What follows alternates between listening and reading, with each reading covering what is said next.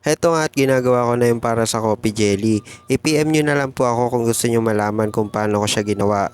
So luto na rin yung adobo at eto na nga ginagrind ko na yung para sa mga ingredients ng Shanghai. Tapos ng hapon na ay nagsisidatingan na yung mga bisita namin.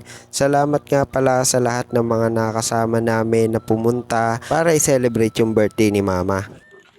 Hello! Nasira yung cake! Hello, may pa-cake!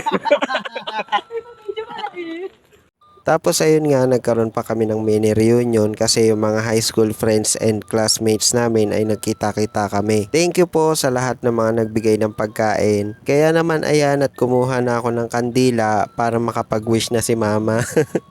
Grabing kandila naman yan, ang laki.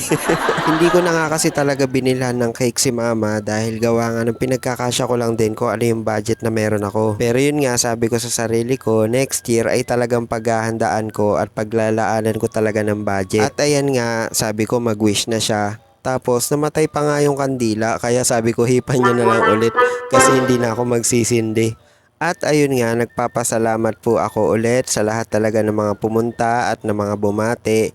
Hindi ko na kayo maisa-isa gawa ng sobrang dami din. Bali ma-share ko lang, kaya kasi ako nag-live nung gumagawa ako ng Shanghai is para madami ring makakita at makaalam na nandun ako sa Bulacan. Wala na din kasi akong time para mag-chat pa sa mga lahat ng kakilala ko dahil gawa nga ng kapos sa oras. Pero malay nyo naman, balang araw ay makakasama ko lahat ulit ng mga nakasama ko noon kasi sobrang namimiss ko din yung mga bonding moments. Lalo na't lahat ng kakilala ko ay sila din naman yung mga sumama sa akin through up and down. Medyo tahimik lang talaga ako pero hindi nyo alam ay naiisip ko pa rin naman kayo at naaalala. Kung minsan naman ay nahihiya ako magpakita o pumunta kapag ka ini-invite nyo ako gawa ng medyo busy din, bukod doon ay kulang din sa financial. Kaya maraming salamat sa inyo sa lahat ng mga nakakaunawa at iniintindi yung sitwasyon ko, pati sa mga kaibigan ko na kahit hindi ko palagi nakakausap ay alam kong nandyan pa rin sa tabi ko. Sa lahat ng mga nakasama ko buong buhay ko, mahal na mahal ko kayong lahat. Hindi ko naman birthday pero bakit ako yung nag-e-emote?